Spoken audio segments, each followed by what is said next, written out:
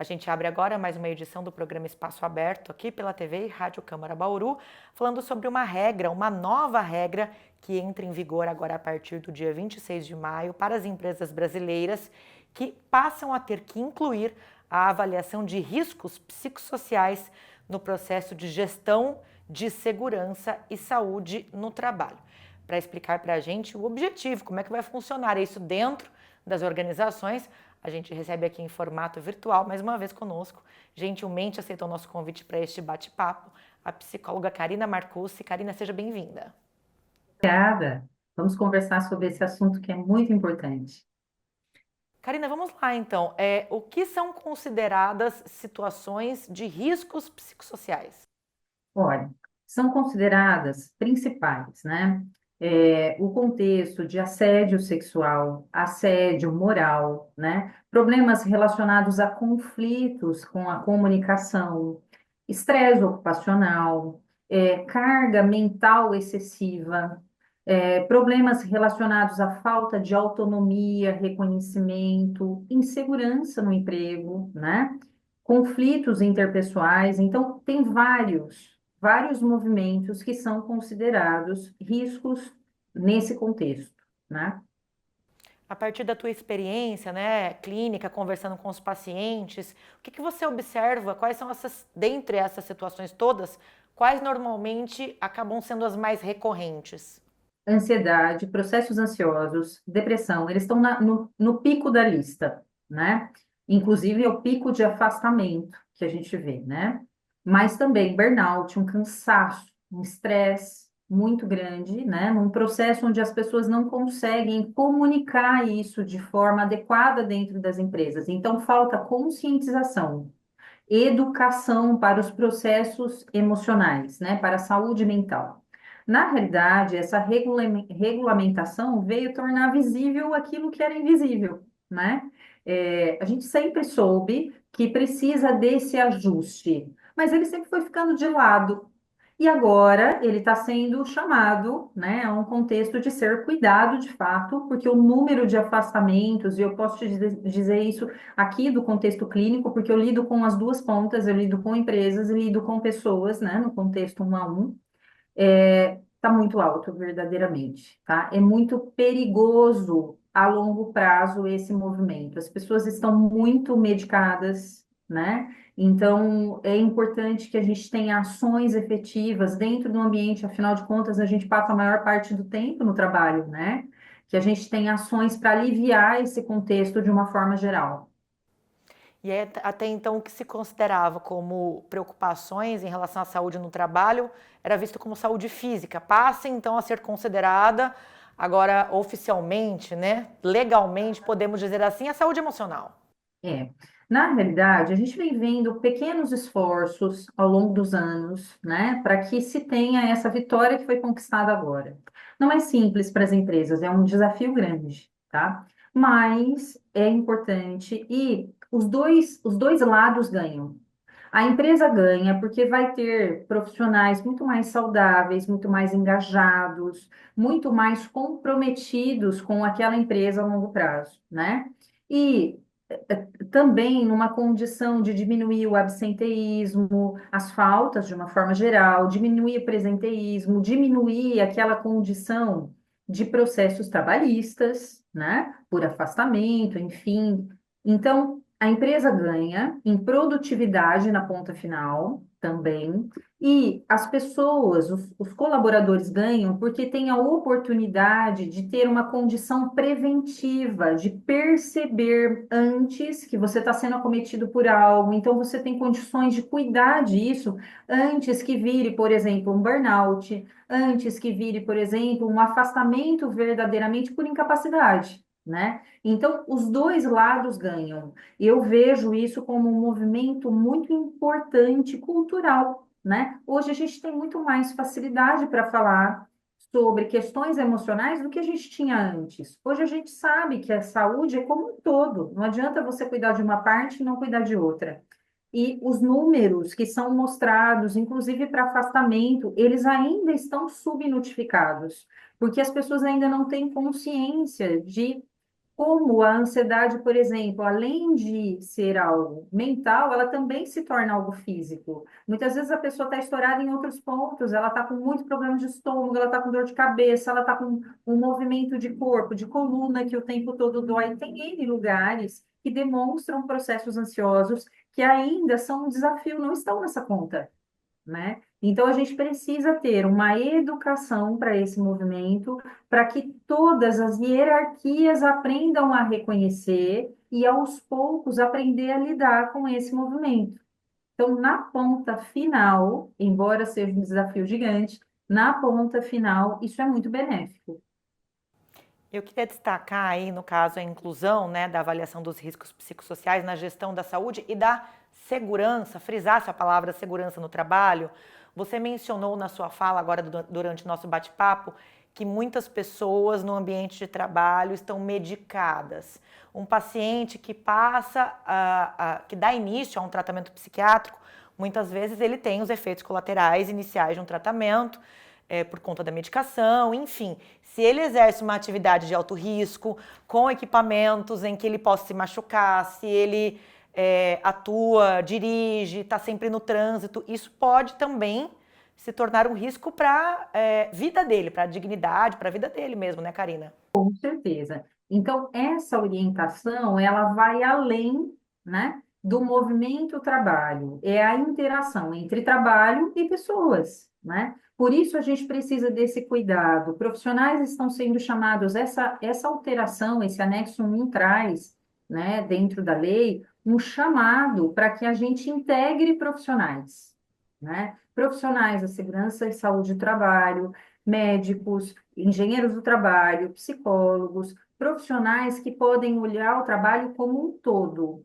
né? E ajudar em várias áreas. E também acolher a pessoa e suas demandas. É essa a ideia. Então, é um cuidado de ponta a ponta. Com essa atualização agora, na prática, qual deve ser o movimento das empresas? O que muda? Qual é o passo a passo que as empresas, né, que os setores de recursos humanos têm que dar aí nesse sentido? Depende muito do tamanho da empresa, né? A gente tem aí atitudes diferentes. As empresas grandes que já têm dentro dos seus ambientes um SESMIT, que tem médicos, psicólogos, que têm engenheiros do trabalho, vão se organizar e, em algum momento, talvez contratar uma consultoria psicológica para ajudar nesse movimento, né? Mas o ideal é que a gente faça o levantamento primeiro desses riscos. Então, em qualquer empresa, a gente precisa fazer um levantamento primeiro desses riscos. Depois do levantamento dos riscos psicossociais, é preciso efetivar, de fato, atitudes que ajudem na mitigação desses riscos, né? Então, a gente vai trabalhar para diminuir esses riscos e depois a gente vai controlar esses riscos a longo prazo, né? É isso que é pedido na lei. Então, levanta-se os riscos, cuida e controla. É essa a ideia e essa é uma manutenção que deve ser feita a longo prazo. Não é algo de hoje faz e não faz mais, né? Ela tem um movimento que vai ser constante e vai ser exigido verdadeiramente dos órgãos públicos. A gente tem aí uma condição de que foram contratados auditores para que a partir do dia 26 de maio eles estão sendo treinados, para que a partir de 26 de maio eles estejam a campo fiscalizando as empresas. É claro que a gente acredita que vai ter toda uma orientação antes, mas já se prevê que isso é uma lei e precisa ser cumprida, né? Então não dá para evitar esse movimento. Quanto mais as pessoas tiverem a abertura de acolher esse movimento, mais rapidamente a gente organiza e mais rapidamente a gente passa por esse movimento. Então a ideia é essa, né? Podem ser contratados psicólogos organizacionais, empresas, consultoras, né, que já abarcam mais profissionais, mas a ideia é que depende muito do tamanho da empresa. Empresas pequenas, médias e grandes passarão por esse movimento, né? Mas depende do tamanho do que ela precisa e de qual tipo de atividade ela tem, de qual tipo de risco ela tem, né? Então, isso é o grande diferencial. Quando você fala que, dentre outras finalidades, uma das ideias é diminuir o número de processos trabalhistas. Quando existe uma situação de desequilíbrio, desordem ou um adoecimento emocional, Quando se estabelece ou como se estabelece quando a responsabilidade é da empresa, do ambiente de trabalho onde a pessoa, o funcionário está inserido ou não, ou algo que tenha origem de ordem mais pessoal? Então, esse é um contexto muito delicado, né? Por quê? Porque a interação ambientes de trabalho e pessoa é diferente. Por exemplo, o estresse para um é de uma forma, o estresse para outro repercute de outra. Então, por isso a gente precisa ter um cuidado mais específico e ter profissionais capacitados. Em algum momento, a gente vai precisar da avaliação médica específica. Em algum momento, a gente vai precisar do cuidado psicológico. E essa determinação, se é algo que ele já trouxe como fatores, uma predisposição, ele já tem essa predisposição antes de entrar na empresa, ou se ele desenvolveu no decorrer do trabalho, isso vai ter que ser avaliado um a um. Não é possível ter algo que se define antes de avaliar os riscos, né? E avaliar essas intervenções, se a pessoa está tendo uma reação positiva em relação a essas intervenções. O que que seriam intervenções? Treinamentos, primeiro para educar, né? Porque as pessoas precisam ter clareza do que é a saúde mental, né? E o que que ela abrange, como é um ambiente de trabalho saudável, porque se eu não sei, eu não tenho como manter, né? Um ambiente de trabalho saudável. Então, treinamentos específicos para desenvolver essas habilidades, para a pessoa aprender a reconhecer e implementar essas medidas, né? E eu acredito que uma das coisas mais importantes nesse contexto de gestão, né, é melhorar a condição de comunicação dos líderes, de como eles observam esses movimentos que são individuais, mas que acontecem no todo, né? Então a gente precisa capacitar essas pessoas para ter esse olhar, para serem mais empáticos na hora da dor, né?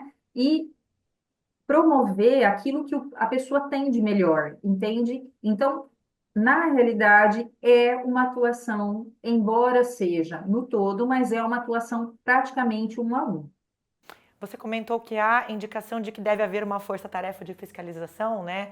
Após a implementação, a entrada em vigor dessa nova regulamentação no dia 26 de maio, as empresas que negligenciarem essas novas regras, está prevista alguma penalidade? Como é que fica a situação nesses casos? Penalidade, né? Eu ainda não tenho essa condição de te falar sobre qual é a multa, enfim, porque isso ainda não está disponível, mas a grande perda está também no contexto do status daquela empresa, para o próprio colaborador, tá? Porque a contrapartida, você implementar esse processo, vai trazer para a empresa uma condição de uma empresa que busca o benefício de ter uma organização promotora de saúde mental. Isso, inclusive, é possível de uma certificação a longo prazo, né? Uma empresa que promove a saúde mental. Veja, todo mundo vai querer trabalhar numa empresa que oferece as melhores condições, né? Então, por si só, isso na competição já deixa essa empresa na frente, né? Mas a empresa que não optar por isso e de alguma forma ficar para trás nesse movimento, para ela, provavelmente você vai ter aí uma perda e vai ter mais acidentes de trabalho, vai ter uma deterioração no clima, né, organizacional, pessoas com mais turnover, uma rotatividade, você não consegue segurar talentos, né? Na ponta final, você perde produtividade, que já é o que está acontecendo. Na realidade, tem muitas empresas vivendo esse caos, né, interno nesse movimento de pessoas que entram e saem, e não necessariamente conseguem reconhecer que o problema está na forma de lidar com pessoas, entende? Perfeito. Bom, então só para a gente reforçar, né, Karina, até o dia 26 de maio, as empresas brasileiras aí vão ter que se adaptar e incluir na sua avaliação de riscos psicossociais, esta avaliação no processo de gestão da segurança e saúde do trabalho, ou seja, quem ainda, né, em especial as empresas de menor e médio porte, quem ainda não tem essa prática, essa conduta, tem esse tempinho aí para correr atrás disso. Buscar consultorias, por exemplo. Se abre espaço para buscar, né? E que essas empresas possam fazer um levantamento, ter uma clareza do que é que está acontecendo, em seguida traçar um plano de ação, né, que seja eficaz, implementar, porque isso vai ter que ser entregue em dados para o governo, né? E hoje a gente sabe que tem um cruzamento dessas informações, então é algo que precisa ser feito com bastante cuidado e de uma forma que seja para a vida, né? Não é uma coisa para hoje. Perfeito. Mudanças definitivas, então, na vida dos colaboradores, trabalhadores, enfim, né? Em prol da saúde mental. Eu acredito que é uma vitória para a gente, enquanto trabalhador, enquanto colaborador, né? A longo prazo. Eu acredito que, num primeiro momento, toda mudança traz um desconforto, né? Mas esse primeiro desconforto, ele vem para criar ambientes de trabalho mais saudáveis e seguros. Perfeito. Falando com a gente aqui sobre saúde e segurança no trabalho, a psicóloga Karina Marcucci. Karina, mais uma vez, muito obrigada por ter aceito o convite e por trazer para a gente, compartilhar aí com a gente esses esclarecimentos todos. Eu que agradeço, espero que possa ajudar. Agradeço você também que nos acompanhou aí pela TV e Rádio Câmara e lembro que este conteúdo fica disponível para você acessar em qualquer momento pelo nosso canal no YouTube. É só procurar TV Câmara Bauru. Até a próxima!